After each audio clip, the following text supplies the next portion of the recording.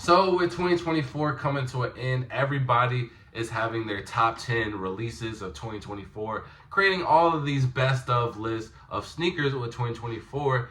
And not one list has listed this shoe, which I think is just the most innovative thing. I think it is the most underrated thing ever as well. And I think it needs to continue to 2025 because it would solve a lot of problems and make a lot of people happy.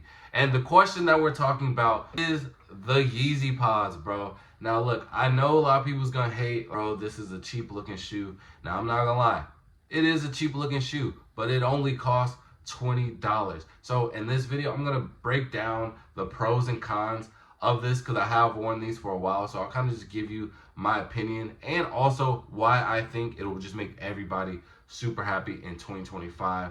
A lot of people would actually love this if this idea came to fruition, which I do think that they can manage.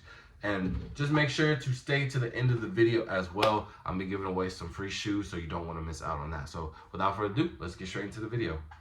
So originally with Adidas, Kanye had this goal of making some of his shoes very affordable to where basically any type of class of person could get these shoes. And it started off when he had prototypes of the foam runners, and that's why you started seeing them retail at like $60-$70. I think they went up a little bit now, but you know, $60-$70 basically for a full functional shoe.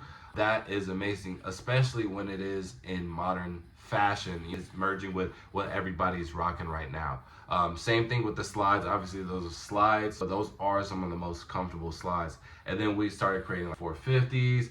There was just a lot of like cheaper alternative shoes because a different look on shoes in general. So I think that was dope. Obviously him and Adidas ended up having beef. They went back and forth. They were dropping back some models, and then they just like, yo, I ain't doing this situationship no more. And Kanye is a free man, and then he decided to drop on his website some $20 pair of shoes and did a commercial on the Super Bowl and had everybody talking about a shoe. So first off, W marketing, it got everybody's attention, and that is exactly what we needed. And the commercial was at these $20 Yeezys, come shop. Simple as that. And so everybody got intrigued, and even got me intrigued. So I bought the $20 shoe. I will say, I think this is one of Yeezy's shoes that hasn't caught on. And I think it gets its opportunity to miss on because just by historically, right? A lot of his shoes, they just have this after effect where at first everybody hates them. Prime example, the Yeezy 700 Wave Runners. He literally put on his website, you guys can pre-order these. It's a $300 shoe, and nobody has ever seen a shoe look like this whatsoever. And the pre-order was on there for a long time. Like, I had a lot of time to buy these. Pre-order shuts down, and now everybody wants to resell this shoe for $900 because it's just what everybody wants. And a lot of shoes have had the same effect. The Yeezy slides, everybody's called them jail slides, and now they were reselling at like $300 at one point. And then the foam runners, same thing. Everybody called those another iteration of like scuba shoes, jail shoes, and they were reselling for $300 at some point.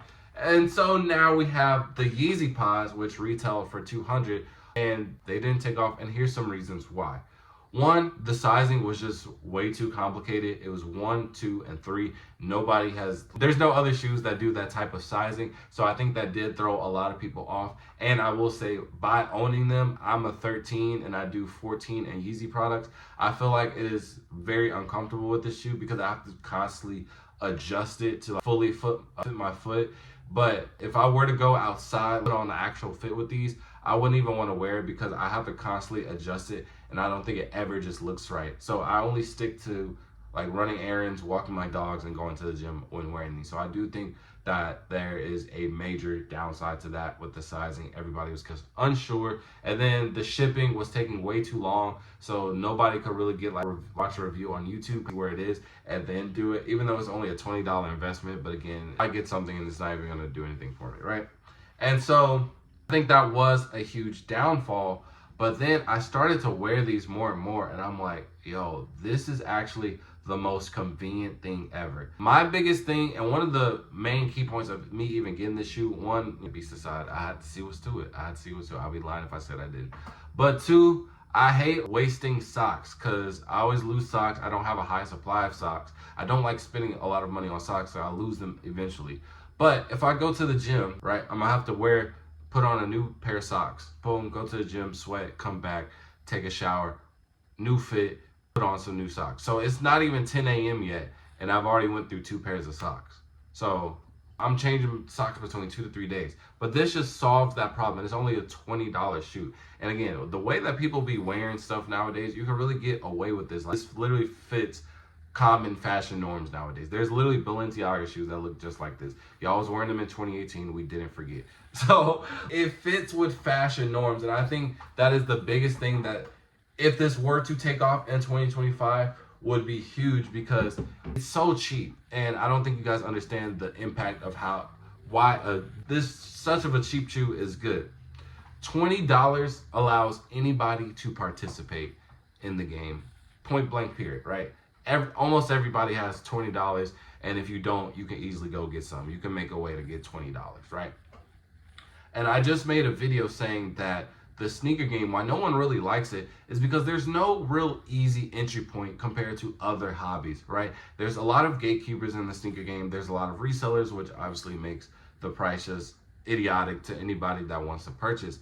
So having a shoe where the average sneakerhead, the elite sneakerhead, the OG, and somebody who can just get into shoes the same day all wear the same shoe, that is lovely. And even if it gets to the point where they are selling out, even if it does resell, obviously, know it's gonna be a $20 shoe. Like, this shoe is not worth more than $20. I don't think. I personally, I think the most I would ever pay for this is $50 max. But that's good though, because resale wise, it wouldn't go to $200, $300, $400, $500. It would only go to $100 max if it were to catch on. So even if average guy still couldn't get it for retail, it's way better to spend $100 resale versus a $500 resale to kind of just feet wet in the game, but also have something cool, right? Because it's really hard in the sneaker game to trade a bunch of BS to get some real hot stuff. Like I said, it's a lot of gatekeepers, there's a lot of resellers, and not a lot of people are just gonna do it for the fun of the game. So it makes it a lot harder for newcomers in. But I do think that they need to have it to where it's in a constant rotation, similar to how Supreme does like the Air Forces and their socks. They'll restock like the Air Forces with every drop, like every Thursday. And so every Thursday, they'll chance that the Supreme Air Forces restock with them. I think that's what they should do with the Yeezy Pods. I think that would be fire, because now you have a $20 shoe that you kind of have in constant rotation, right? Because I will say that these do get dirty easy. You can see like the fabric kind of tearing. So, and washing it really doesn't do that much. So having just, oh, these are getting dirty, I'll just re-up and get another $20 pair. And now you're having an always fresh and clean pair. I think that would be amazing. Like, I just feel like it's a very good entry point to the game, and where you can just be in these fashion norms without having to go overboard. And also, guys, because I want to do, and this is what I told you guys to wait to the end, right? I make videos where I give away new sneakers out to the homeless and to the viewers, if we can get to that point, right? And I give them the newest shoes, but also at the same time, it would be fire if I just had a constant shoe of just $20. Now, obviously, there are cheap alternatives already in the making. For example, Shaq's. And he had a similar goal, just to have like an affordable shoe. But the thing about Shaq's is that no one's wearing Shaq's. It doesn't matter what year it is. They're not hip. No one's gonna try and freak them to make it a fashion norm. They're never gonna catch on. They're never gonna be a key point in fashion society.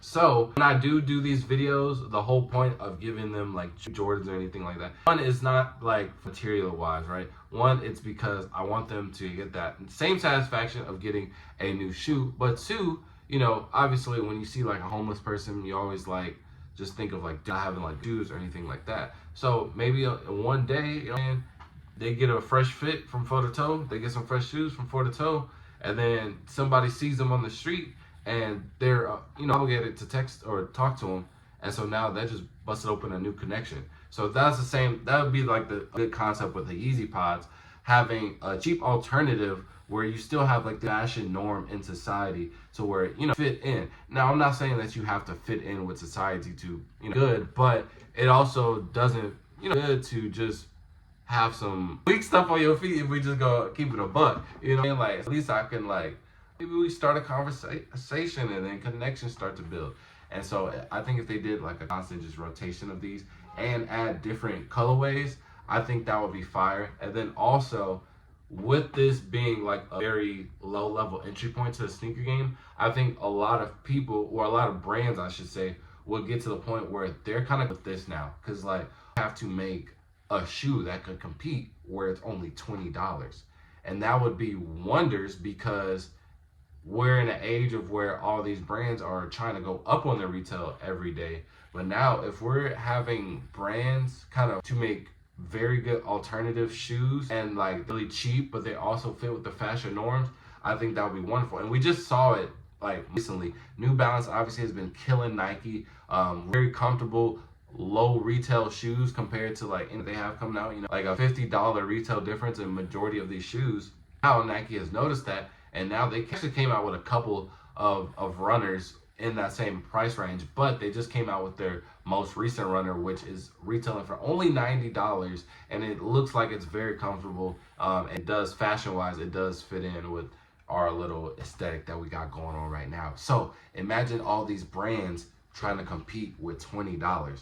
Now, obviously, I don't think it'll ever really get lower than $20 if this even comes to fruition, but I could see a lot of brands, a $50 shoe, and they do a little bit more than this, more material, some higher quality material. But let's just say, Nike, they come out with a $50, $60 type of pod, but they added all this extra stuff, and it's like, yo, hold on now, I don't mind paying the 60 because it's added in, you know what I mean? And so that'd be a good little way of bringing these brands a little bit down on their retail, which I do think is a very bad thing. So in 2025, bro, I hope the Yeezy Pods, I hope they come back. I hope Yeezy, Kanye, he makes some more or have some type of different iteration with these. I'm not mad at him. Like I said, I only paid $20, worth $20. I don't think they're worth anything more than 50. So you are getting what you pay for.